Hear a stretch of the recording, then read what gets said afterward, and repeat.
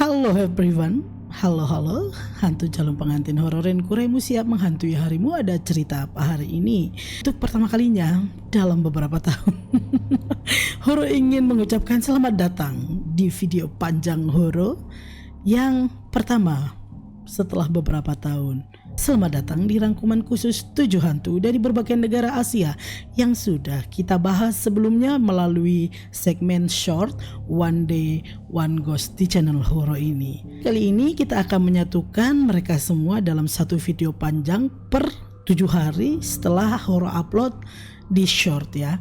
Karena kita sudah melewati 7 hari dan Horo sudah post 7 hantu di channel ini, maka mari kita gabungkan mereka dalam satu video panjang. Sudah siap? Let's go! Hantu pertama yang Horo perkenalkan yaitu pocong dari Indonesia. Sebenarnya pocong ini kayaknya ada ya di negara-negara yang terdapat warga yang menganut agama Islam, tapi spesifiknya Horo di sini membahas pocong dari Indonesia. Jadi pocong adalah hantu yang dikenal sebagai mayat terbungkus kain kafan. Karena kain kafannya belum dilepas, ia hanya bisa melompat-lompat ketika bergentayangan. Pocong dipercaya itu muncul untuk menuntut agar jasadnya dimakamkan dengan benar, seperti meminta tolong untuk dilepaskan tali kain kafannya yang mungkin saat dikubur lupa dilepas oleh warga yang membantu menguburkannya. Atau dia muncul ya hanya untuk sekedar menakut-nakuti manusia. Konon, jika pocong ini sudah terbebas dari ikatan kain kafannya, ia bisa berjalan seperti manusia dan mungkin menjadi demit biasa ya, bukan menjadi pocong. Hantu kedua, Pontianak dari Malaysia. Ya sekali lagi, Pontianak atau kuntilanak itu ya ada sih di negara kita dan beberapa negara Southeast Asia lainnya kemungkinan besar ya. Pontianak atau kuntilanak itu adalah arwah yang dikenal sebagai roh perempuan hamil yang meninggal saat ia melahirkan. Ia digambarkan berwajah cantik, berambut panjang, dan ketika muncul dia sering memakai baju berwarna putih. Tapi ia tiba-tiba bisa saja berubah menjadi sosok yang sangat menyeramkan. Pontianak itu dikaitkan dengan suara tangisan bayi dan sering mengincar pria yang lengah di malam hari. Jika suaranya terdengar dekat, dipercaya bahwa sosok Pontianak ini sebenarnya masih jauh. Tapi jika suaranya terdengar jauh, maka ia dikatakan sudah berada di dekatmu. Hantu yang ketiga, Tuyul dari Singapura. Sekali lagi, Tuyul juga ada di negara kita dan negara-negara lain yang mempercayainya lah ya.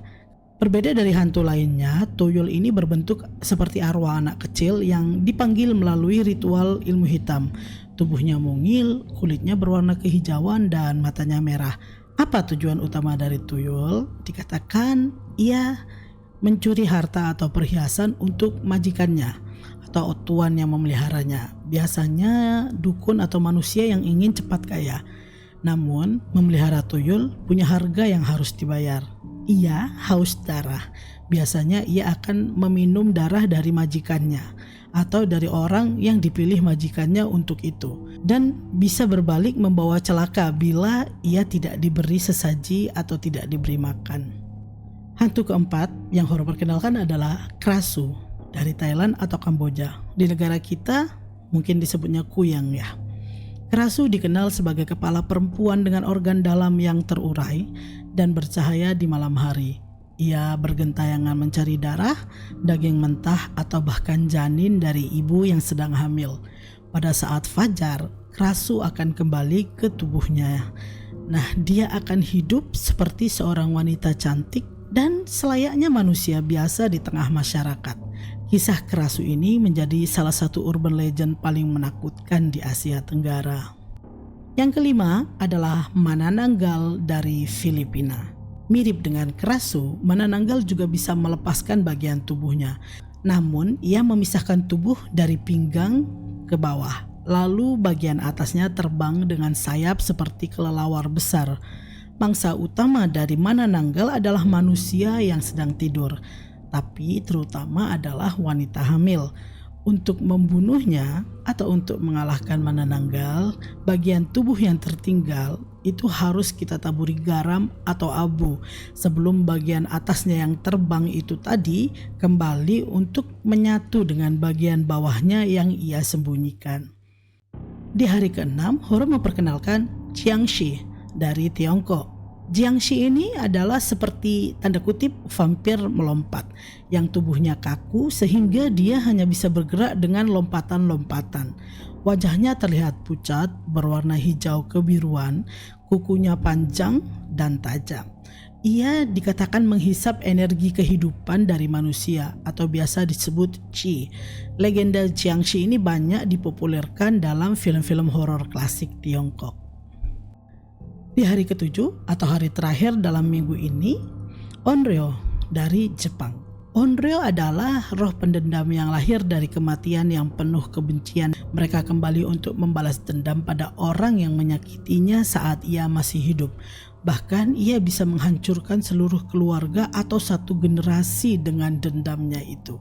Sosok Onryo sangat ikonik di budaya Jepang dengan tampilan perempuan berambut panjang, berpakaian kimono putih, dan wajah pucat yang menyeramkan. Ya, itulah 7 hantu dari berbagai negara di Asia yang sudah Horo ceritakan dan perkenalkan di channel ini selama seminggu terakhir, yaitu Pocong, Pontianak, Toyol, Krasu, Manananggal, Jiangshi, dan Onryo. Masing-masing dari 7 hantu ini memiliki kisah yang unik dan menakutkan. Kalau kalian masih ingin mendengar cerita hantu lain dari seluruh dunia, jangan lupa like, share, and subscribe agar tidak ketinggalan segmen lainnya di channel Horo ini ya. Untuk kalian semua yang masih hidup dan bernafas di atas tanah, jangan sombong, jangan takabur, karena suatu saat kalian akan berhenti bernafas dan kembali ke dalam tanah seperti Horo. Thank you for watching. Bye-bye.